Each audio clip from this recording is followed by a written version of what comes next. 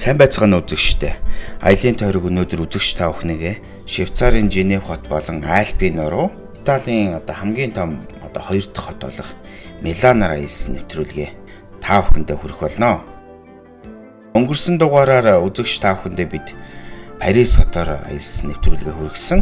За одоо бид Парис хотоос хөдлөөд 500 орчим километр замыг туулаад Швейцарын Женев хотод ороод ирж байна. За Женев хотыг манай үзэгчид бол сайн мэднэ. Швейцарын хоёр дахь том хот. Швейцар бол баруун Европын аялал жуулчлал эрчимтэй хөгжсөн газруудын нэг гэж хэлж болно. За бид бүгдийн хувьд Женев хотод ирээд цаг хугацаа бага байгаа ч гэсэн Женев хотын бас нэрийн хуудас болсон усан ориглоор цэцгэн цаг болон олон сайхан зүйлүүдийг үзэж явж байна. Бидний аялж байгаа цаг хугацаа бол 2 сарын сүүлээр бороо цас холдож орсон.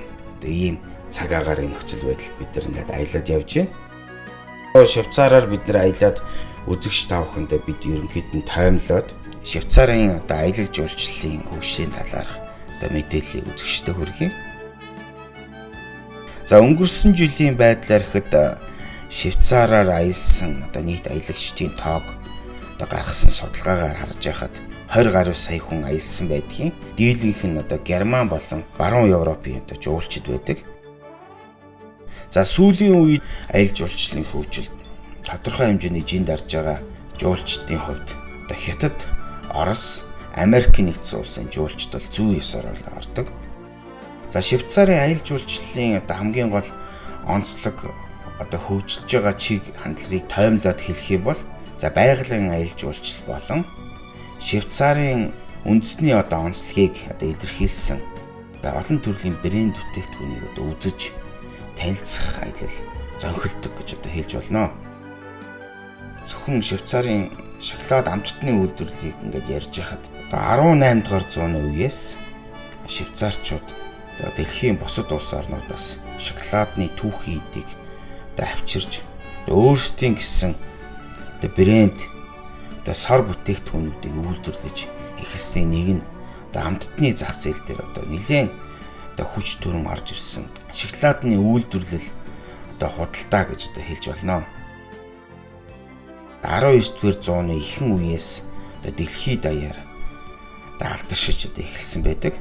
За улмаар 20-р зууны ихэнх үе буюу дэлхийн 1-2-р дайны үед олон оронд армийн арт тал хангамжинд шоколадод нийлүүлж эхэлснээр энэ төрлийн үйлдвэрлэлийн хувьд дэлхий дээр тэргүүлэгч болсон гэж хэлж болно. Зөвхөн өнгөрсөн оны байдлаар гэхтэл швейцарчуудын хувьд швейцарчууд 150 мянган тонн шоколад үйлдвэрлээд орон нутгийн нийт сүлжээгээр дэлгүүрүүдээр 814 сая долларын борлуулалтыг мөн хилийн чамд байрлах борлуулалтын сүлжээгээр 551 сая Америк долларын орлого олсон байдаг. Аялагчид жуулчдын хувьд Женев хотод ирж Швейцарын үндэсний брэнд болсон Швейцар цаг, Швейцар бяцлаг, олон төрлийн шоколад амттан байгалийн аялал жуулчлалыг үзэх зэрэг олон төрлийн аялал жуулчлалын бүтээгдэхүүнийг авч чаддаг. Женев хот үндсэндээ 203 мянган хүн амтай ч гэсэн жилийн аялагч жуулчдын хувьд үндсэн хотынхоо хүн амаас их давсан гадаадын жуулчдыг хүлээж авдаг гэдэг утгаараа бэлэн мөнгө үйлдвэрлэж байгаа гэж хэлж болохоор үйлдвэрлэл хийдэг гэж бас хэлэхэд нэг буруудахгүй.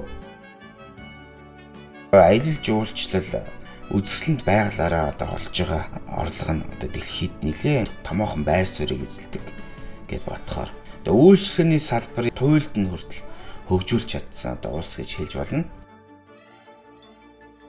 Манай үзэгчд бол сайн мэднэ дэлхийн 1-2 дугаар дайны үед төвийг сагсан байр суурийг хадгалж чадсан онцлогтой дээр дэлхийн олон улсын хүмүүнлэгийн байгууллагууд хүн төрөлхтний сайн сайхны төлөө олон сайхан үйлсийг эхлүүлж чадсныхаа хувьд дэлхийн олон орны жуулчид Швейцараар аялах сонирхол их байдаг. За одоо бид Швейцарын бэлэг тэмдэг болсон одоо Женев хотын Европын хамгийн өндөр усан оргилуурыг бол харж байна. За энэ усан оргилуур нь тийм одоо аль ч өнцгөөс хаанаас ч одоо харагддаг. За ялангуяа зуны улиралд ирсэн жуулчдад одоо сайхан сэтгэл төрүүлдэг гэж одоо ярьдаг.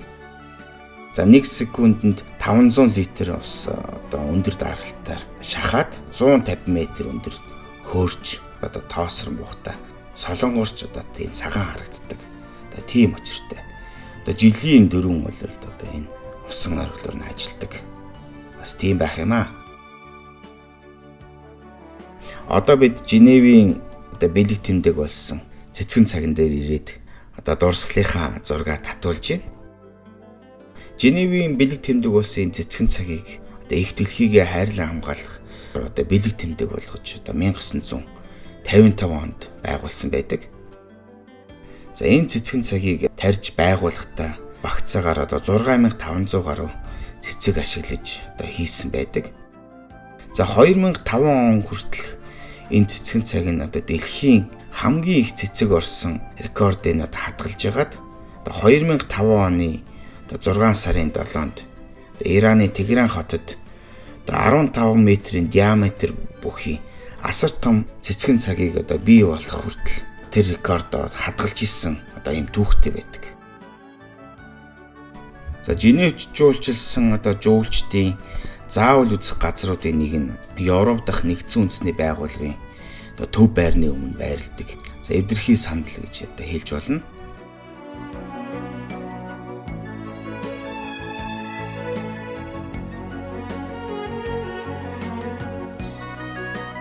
Женев хотын Нүүбийн байшингийн дэргэд одоо ирчээд нэгдсэн үндэсний байгууллага бол манай үзэгчид бол сайн мэднэ. За Швейцарчууд дэлхийн 2 дугаар дайны үед тэрнээс хойш дэлхийн дандаа сайн санааны үйлсийн бол олон сайхан зүйлүүд ихлүүлсэн байдаг. За ялангуяа бидний ирсэн газар болохоор их тийм учир түүхтэй газар ирчээд байна. Яг миний хажууд байгаа санд болохоор нэг 12 м өндөр юм том санд байгаа. За энэ санд болохоор их олон зүйлийг бол бэлддэг. Чухам юуг бэлдсэн бэ гэхээр газрын миний эсрэг одоо швейцарчуудын хувьд бол нэлээд олон жил тэмцэж байгаа. Олон мянган иргэд газрын миний одоо балгаас болж одоо эрүүл мэнд энэ дээр бол хохирч идэг. За ялангуяа энэ швейцарчуудын хувьд энэ газрын миний эсрэг бол нэлээд олон жилийн тэмцлийн үр дүнд ялангуяа Женевт ирсэн одоо гадны дошны зөөлчдийн хувьд одоо заавал энэ дэрж энэ газрын миний одоо хор уршгийг бас ойлгодог бас юм байх юм аа.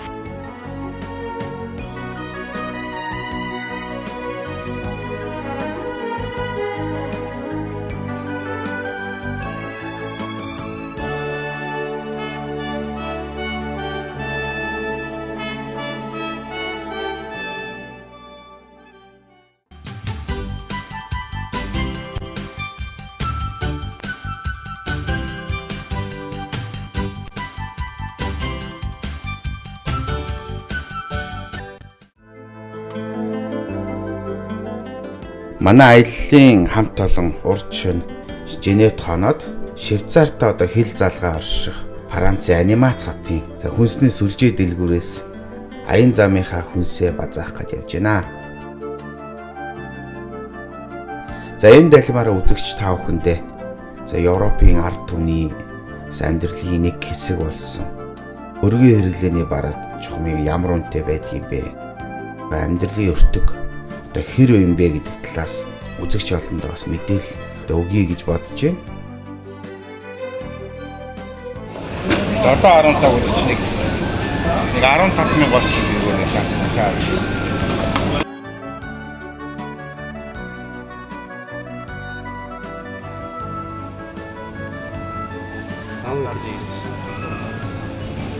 Нэг евро. За. Хямдхан байх шүү энэ Европод те. Одоо ямар үнэтэй байд юм бэ Монгол. За энэ маань энэс авсан зүйл авчих.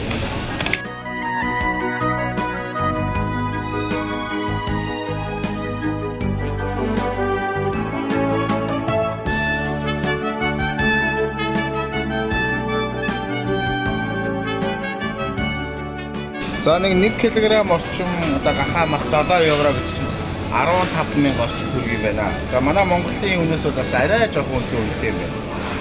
За хамгийн хямдхан мах нь одоо хоньны мах байж байна. За 1 кг багцаагаар 6 евро гэж чинь 13-4,000 төгрөгтэй ингээ байж байна. За ерөнхийдөө манай Монголын үнэтэй бол нэлээд өгсөн юм байна. Одоо яаж манай Монгол махтай харьцуулах вэ?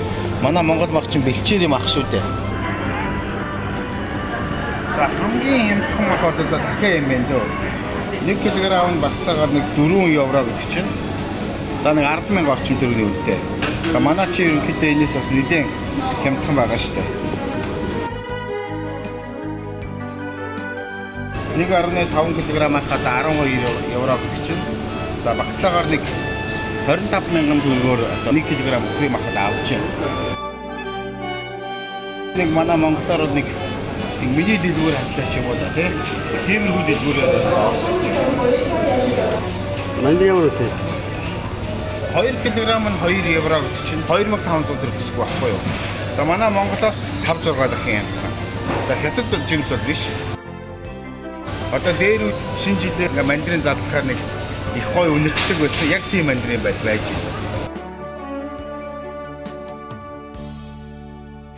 1.5 кг сайн чанарын айлм 1 кг нь 2500 төгрөг юм уу да багцаагаар. Хагас килограмм банан 1 евро гэж чинь 2500. Яг манай Монголын дүн байж штэ. За далаад тэгсэн бүтээгдэхүүн бас харьцангуй үнэтэй юм байна. Гэтэ манай Монголыг бол бодох юм бол бас нэлээд хямдхан гэж одоо хэлж болно. За энэ болохоор одоо манай монголчуудын хамгийн сайн мэддэг хар амар загас 6 евро гэж чинь 1 кг нь нэг 15,000 орчим төгрөгийн үнэтэй байх жишээ нэг. Тэгээ европчуудын хувьд яг эрүүл ахуйн хувьд ерөөсөө ер нь Америк стандартаас хамаагүй илүү сайн чанар гэж. Саалмон гэдэг одоо манай монголчуудын одоо мэддэг яргаа загас 1 кг нь 16 евро гэж чинь за багцаагаад 35,000 орчим төгрөг юм уу да. Би одоо багцаагаар нэг 100 евроч арай өгөхгүй нэг 80 еврогоор ерөнхийдөө 4 төр дөрөв одоо хүс авч байна. За Монгол мөнгөөр бодох юм бол 200 мянгаар гэдэг чинь би бас нэлээд одоо чанартай сайн бүтээгдэхүүн ингээд авчлаа. За Монголынхаа үнэтэйг ингээд харьцуулаад үзэхэд бол одоо энэ үнэхийн хүнс хамаагүй чанартай дээ. Тэгээ бас үнэн бас нэлээд хямдхан байна. За ялангуяа одоо махан бүтээгдэхүүн бол арай жоохон үнэтэй боловч жимс хүнсний ногоо бусад хэрэглээний зүйлүүд Монголоос 2-оос 3 дахин хямдхан байна. Европт одоо эрүүл хүнс гэж одоо ямар байдаг юм бэ? Нэг тодорхой хэмжээний бас ойлголт бий гэсэн үднээс өнөөдөр ингээд зориуд хүнсний захаар ингээд орж байна. Бид нар одоо Европоос хүнсээ зөөдөг одоо тийм арга түмэн юм байна. Үндсэндээ бол одоо манай зарагддаг одоо бүхэл одоо хүнсний бүтээгдэхүүнүүд одоо ингээд байж байна.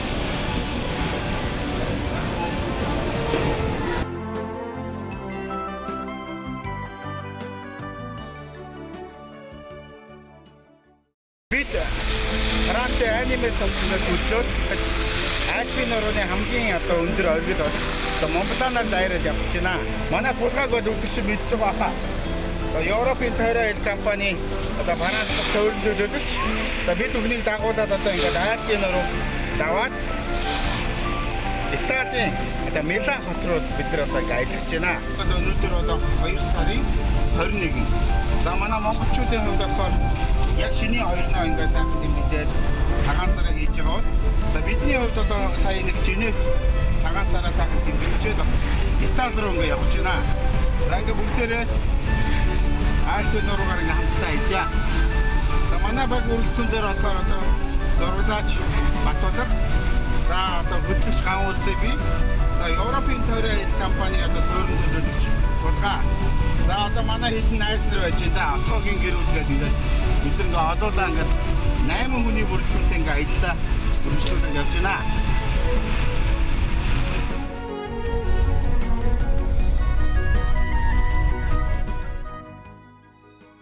За гэс дэшиг гарахгүй бол тасрахнаа тий. Шоколад мөхлөдөө дараа. Бид машина тавиад нэг дээшээгээ нэг 1 км орчим алхаад ингээд Монбланы яг доод бил дээр ингээд хүрээд ирлээ. За тэгээ өнөөдөр бол цаг агарын хувьд бас нэлээд бороо цас холдож орсон. Нөхцөл байдал нэлээд хүнд байгаа учраас дүүжинд одоо энэ шатна ажиллахгүй гэж байна. Тороостой дүүжин шатаар ингээд явхад үндсэндээ нэг хүний нэг 10 евро төлөөд бас нэлээд халзаа ингээд явдаг юм байна. Өнөөдөртөө яг бид нар эдгээр Монбланы орой дээр гараагүй ч гэсэн яг бас сэтгэл сайхан ингээд өөдрөг ингээ альпин нурууныхаа ингээ бэлээсэн гэдэг буцаж байна. Цагийн хувьд одоо 6 цаг 30 минут болж байна. Нэг 2 градус орчим одоо хүйтэн.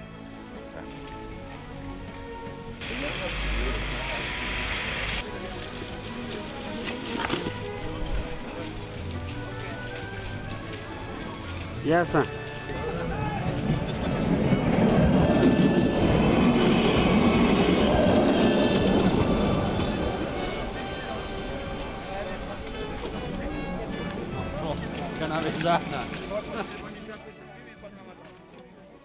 Бид бүхний аялж байгаа одоо айлт борчмын одоо бүс нутг нь за европчуудын хувьд одоо байгалийн аялал жуулчлал болон мэрэгжлийн уулзалтын хувьд одоо дэлхийн одоо сая жуулчдын зорин ирдэг бүс нутг болон хөгжсөн байдаг. Жилдээ дунджаар адал явдал аялагчид болон мэрэгжлийн одоо 20 гаруй мянган аялагчид зорьдог гэсэн тоо баримт байдаг.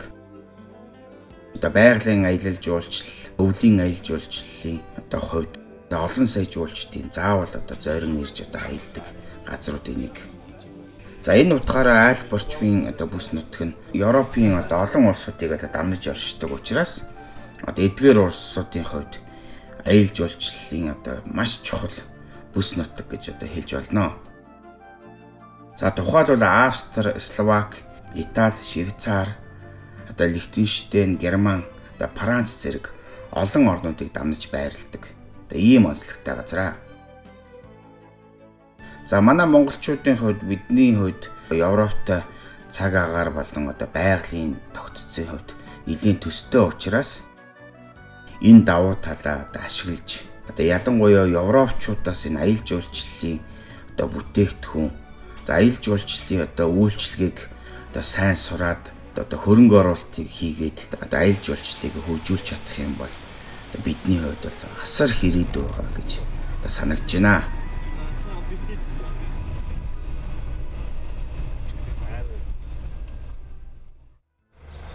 За бид хэд өчигдөр Альпин нуруунаас уруудаж ирээд нэлээд бас оройтоод Милан хотын захад байрлах бас нэгэн хөөрхөн аялал жуулчлалын компани одоо энэ кемпинг дээр орж ирж байж байна. За Италийн одоо хувьд болохоор аялал жуулчлалын салбараараа одоо дэлхийд одоо Францын дараа одоо 2 жагсдаг. Тийм болохоор одоо зочид дуудлын хэрэгцээ хэрэглээ гэдэг бол асар өндөр байдаг. За хотын төвд одоо жишээлбэл нэг аятайхан сайхан буудалд орчиж одоо томоохон байшин төслөд авъя гэх юм бол асар өндөр үнэтэй байдаг. За бид хэдийн хувьд бол нэг ийм хөөрхөн жижиг ийм нэг 4-8 хэмжээтэй юм нэг ийм сайхан байшин бид нар төрөсж аваад нэг сайхан амарлаа. За энийг бас би үзэгчтэй бас зориод үзүүлэе гэж бодлоо. Харахад ийм жижигхэн байшин мөртлөө хүнд одоо юу л хэрэгтэй байна бүхэл асуудлыг шийдсэн.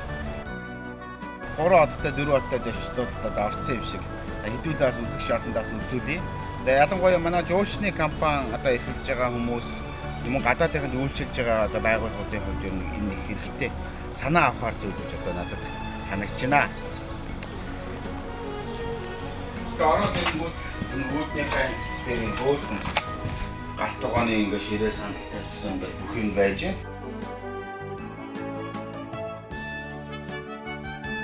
Хаалаа ингээ хийгээд үзчих. Газан билеттэй ингээ хөргөчтэй.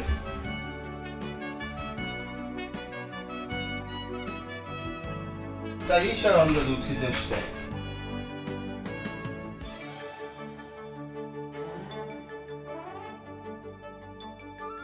За ийшээ сайн хундлахны өрөө байгаа. За энэ хоёр хүн ингээ сайхан орчин гэрүүлээр явж байгаа хүмүүс хүүхдүүдээ энэ өрөөндөө сайхан хамраагаад энд болохоор одоо гэр бүлийн одоо өрөө гэж хэлэх юм уу да. Ийм сайхан өрөө байж.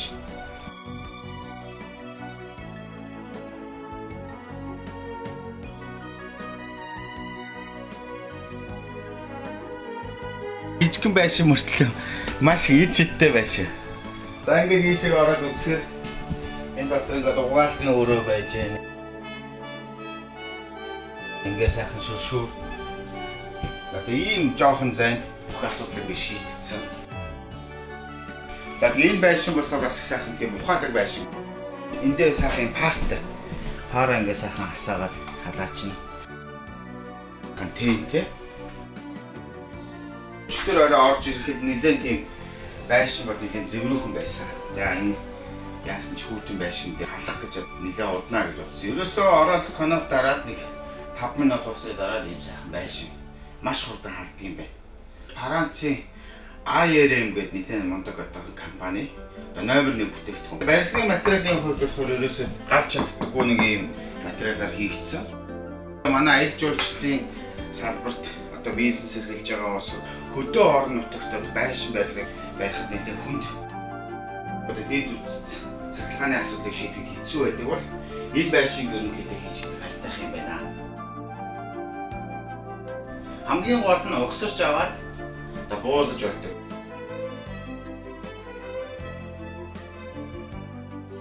Халуун хөдөө усны системд байж гэн. За энд одоо батарейг нэгэ шийдсэн.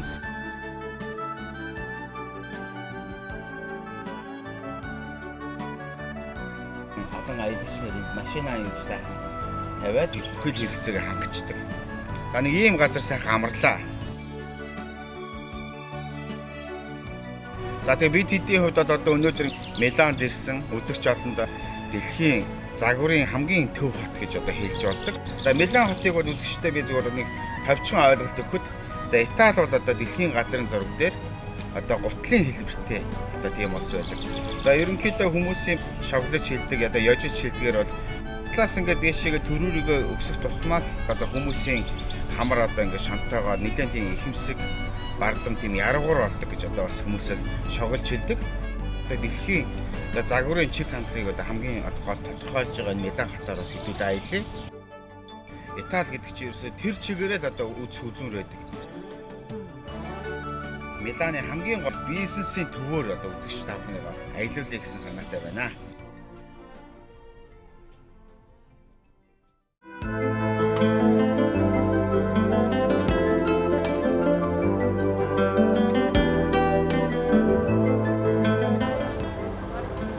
За үнэхээр гайхалтай сайхан хот юм аа.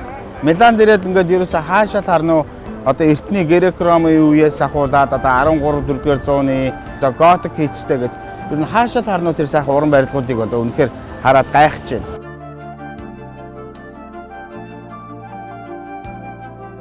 За миний ард харагдаж байгаа одоо энэ байшин чинь одоо Миланы төдийг Италийн бол хамгийн одоо гайхамшигтай сайхан барилга гэдэг.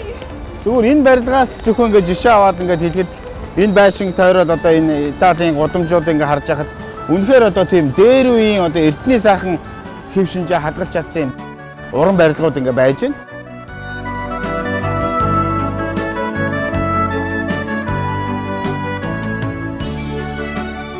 Манай монголчуудын хувьд ингээ зүгээр харьцуулаад хэлж байхад энэ хуучны хот гэдэг маань ерөөсөө л түүх дуршлын бол асар одоо сайхан үнэтэй өв болж чадчихдаг.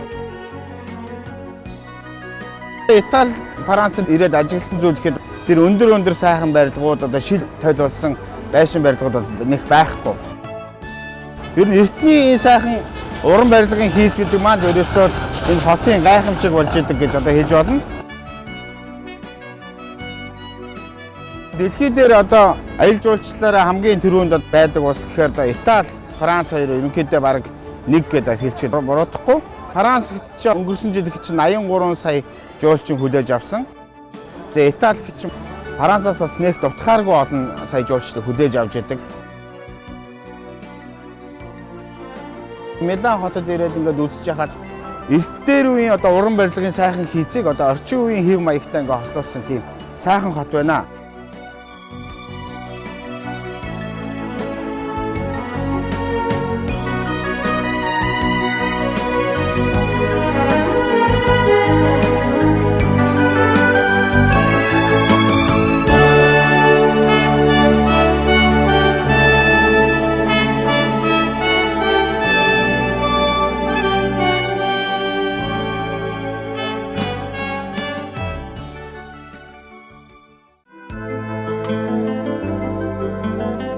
За одоо бид Милан хотын одоо төв талбай дээр орж ирж байна. За үзэгч та бүхэндээ Дуомо ди Милано буюу за Дуомо сүмийг үзүүлэгч байна. За энэ бол үнэхээр Италийн төдийг одоо дэлхийд одоо уран барилгын хэв маяг ур хийцээрээ бол алдартай барилга гэж одоо хэлж болно.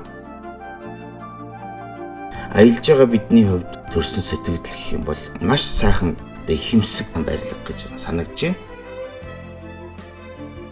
1386 оноос баригдаад 1418 он гэхэд за та бидний харж байгаа одоогийн хэм маяг үндсэн шинж төрх нь бүрэлдэж бий болсон боловч сүмийн доторх чимэглэл гаднах чимэглэл бусад хийцэг зэрэг нь одоо болтол дуусаагүй.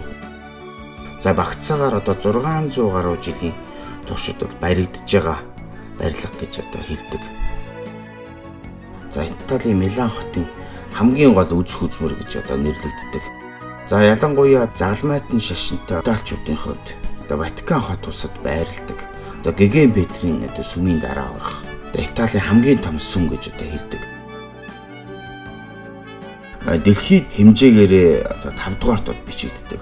Ийм гайхалтай сүмээр бид нар аялж байна. Гаднах чимэглэл, дээвэр дээрх чимэглэл буюу гарго гэж нэрлэдэг уран барилгын хийц. Сүмийн доод хэсэг болон хаалганд байрлах уран баримлууд нь үнэхээр жуулчдын харааг болоож нүдийг баясгадаг гэж хэлдэг. Сүмийн дээвэр дээр Тэнгэрийн элч бурхтыг дүрсэлсэн олон тооны гаргууг хийсэн байдаг.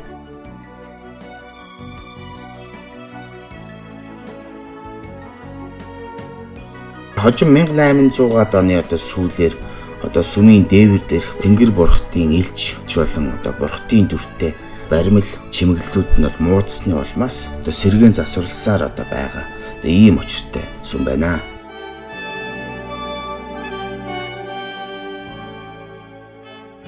За энэ сүмийг бас эхлүүлсэн хамгийн гол учир нь түүхэн гэхээр хуучин Миланыг захирч исэн догшин хэрцгийгээр алдарсан. За Барнабо вангийн төрөнгөлөлд зов зүдэрсэн ард олны сэтгэл зүрхэнд итгэл найдрын галыг бадраахын тулд энэ сүмийг сүндэрлүүлсэн гэж ярьдаг. За энэ сүмийн хамгийн гол онцлог нь гэхээр тоосгоор бариад тоосгоо гантгин хатгангаар бүрэх санаачлаг гаргаж хийсэн тийм онцлогтой сүм.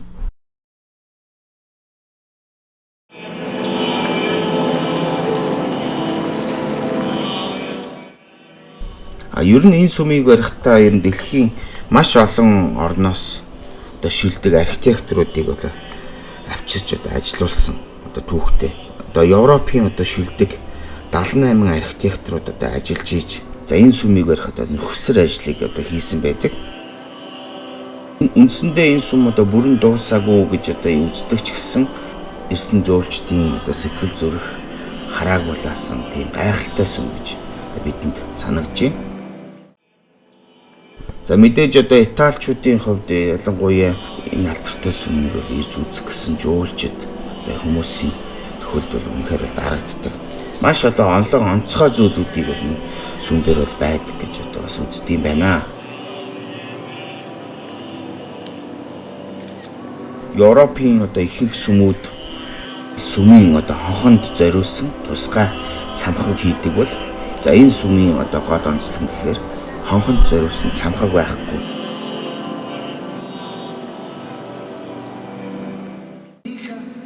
За энэ сүмийн хамгийн гайхалтай зүйл нь гэхээр дотор талын шалан дээр туссан нарны тусгалаар эдэн цаг болж байгааг тооцож болохоор хийгдсэн байдаг.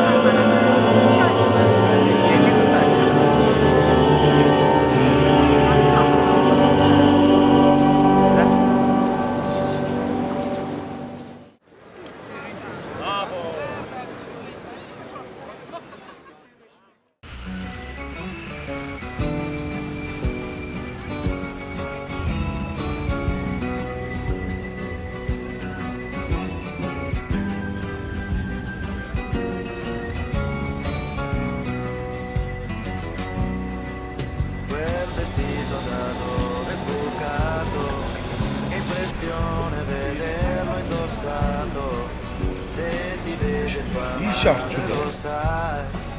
questa sera finiamo nei guai. È strano ma sei proprio tu. 14 anni un po' di più. Аялын дээр нэвтрүүлгийн уран бүтээлчд ингээд Италийн Милан гэдэг нэг сайхан хотод хүрээд ирж байна. За бид бүхэн одоо Европын тойрон аялал компанийнхаа шугамаар ингээд олон сайхан гайхамшигтай зүйлүүдийг үзээ явж байна. За өнөөдөр бид нар сая ингээд Миланы одоо дэлхийд хамгийн алдартай одоо катедрал буюу сүмээр ороод нэг сайхан зураг авлаа. Италичууд ерөнхийдөө их сайхан найрсаг хүмүүс байна. Энд ороод үзсэн маш олон улсын мөнгөн нэмэлтүүд байж байна. Манай Монгол улсын мөнгөн тэмдэгт ингээ байж байна. Эзэн Чингис хааны маань хөрөг байж байна. La sera uscirai, per le sere non dormirò mai. E tanto tempo se ne va. Бид хоёр ч гэсэн бас яаж зүгээр явах вэ? Сүхбаатар жанчныхаа одоо 100 төгрөг 10 төгрөгийг бас энэ сайхан кафенийхээ эзэнд ингээ хандуулад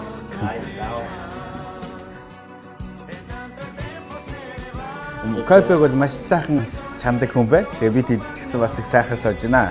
Их сайхан найрсаг хүмүүс байна. Италичууд. Италид бол одоо том ресторанд орлоо гэхэд нэг тийм том зай эзэлдэг. Нэг иймэрхүү жижигхэн ресторан ч гэсэн их алдартай байдаг. За бидний хувьд нэг жижигхэн хөөрхөн ресторанаар орж өөрчлөлтөд тэгээд байж байна. Ma una figlia è una cosa speciale. Il ragazzo magari ce l'ha. Дэлхийн брэнд гэж ямар юм байд юм бэ? Одоо би бол нэг брэндийг бол нэг ойлгодгүй, нэг брэндийн араас хөөцөлдөг хүн биш. Тэгвэл яг бид нар Италийн одоо загварын чиг хандлага болсон юм. Миланд ирсэн юм чинь дэлхийн брэнд гэж яг юу байд юм бэ? Брэнд гэж юу юм бэ? Загвар гэж юу юм бэ гэдэг талаас нь бас нэг ойлгохыг хичээ. Тэгээд тэр ойлгохыг хичээсэн зүйлээ бас үзэгч та бүхэндээ хуваалцъя гэж одоо бодож байна.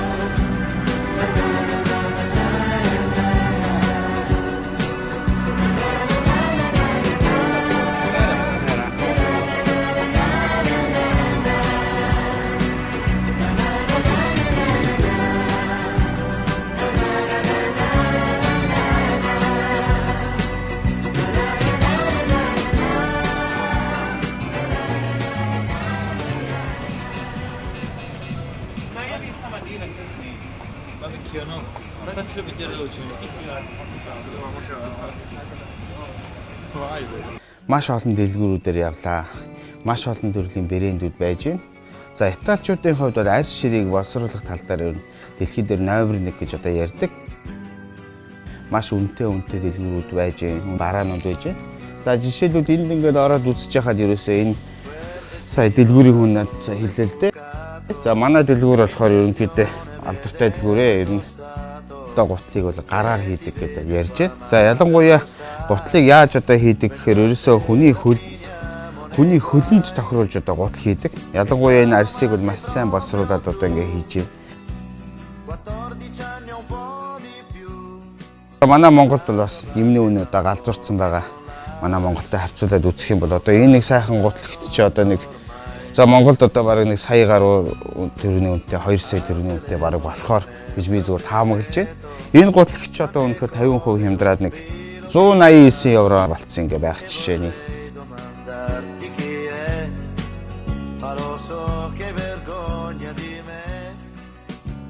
Дэлгүүрийн ажилтан бүсгүйтэй сая танилцаад бас олон сайхан гутал үзээд саяны гутал хөдөлж авлаа. Одоо handmade гэж одоо хэлдэг. Одоо бүх зүйлийг одоо үний гараар ингэж урлж хийсэн их сайхан гутал авлаа.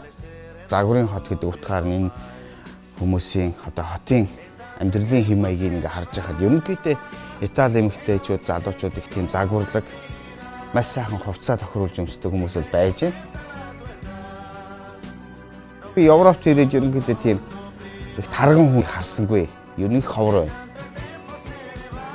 Ялангуяа Италичуудын хувьд ч юм уу тийм эрүүл мэндэд маш их анхаардаг тийм хүмүүс байна. Монголчуудаас брэнд их өмсөх дуртай. Брэндийн араас хөөцөлдөж ингэж авдаг. Миланд ингээд үзэж явж хахад маш олон төрлийн брэнд байж хахад яг Монголтой харьцуулаад үзэхэд бараг 5 дахин хямдхан байж байна. Che normale, ma una figlia è una cosa speciale. Il ragazzo magari ce l'ha. Италид ирснийхээ хувьд ямар ч байсан брэндийн араас хөөцөлдөггүй ч гэсэн боломжийг ашиглаад 100-аас 150 евроны хооронд, за 200 евроны хооронд бол нэг сайхан гутал өөрхөн бол пижакууд авчих юм байна. Нэг 150 еврогоор гэдэг чинь за багцаа нэг 300-аад мянган төгрөг нэг сайхан Zegnaгийн пижак бол авах юм байна. За тэгээ манай аялагчид үзэгчдийн хувьд одоо Европын тойроо аялал компаниар ингээд зоочлуулаад ингээд Италид ирэх юм бол нэгээсэндээ онгоцсныхаа үнээрээ бараг сайхан дэлгүүрээр орж сайхан худалдан авалт хийгээд боцоход үнэхээр тохиромжтой гэж одоо хэлмээр байна. Монголоос энэ том үнэтэй дэлгүүрүүдээс, брэндүүдээс бол ерөнхийдөө аваад барах хэрэггүй гэж одоо болохоор гэж хэлмээр санагдаж байна. Яагаад тэгэхээр бараг л 5-6 нугалцсан имийг одоо авахд бас үнэхээр хайрын шүү дээ мөнгөний хувьд. Грацио.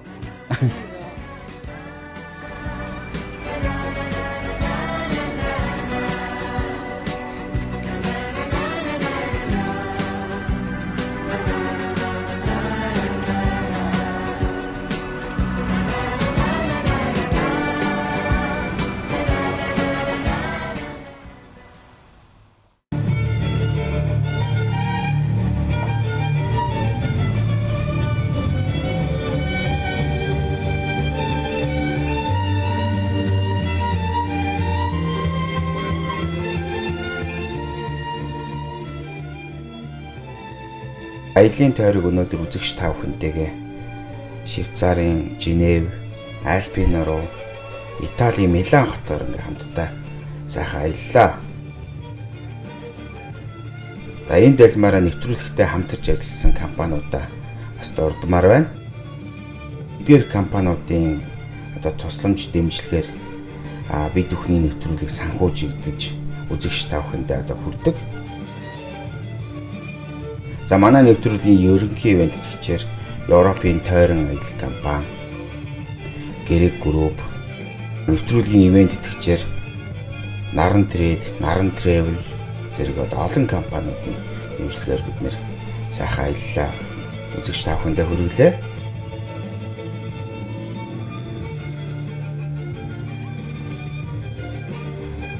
За дараагийн дугаараар үзэгч тав хүндээ Италийн Ром болон Пиза хотоор аялсан нэвтрүүлгээ том удахгүй хүрэх болно.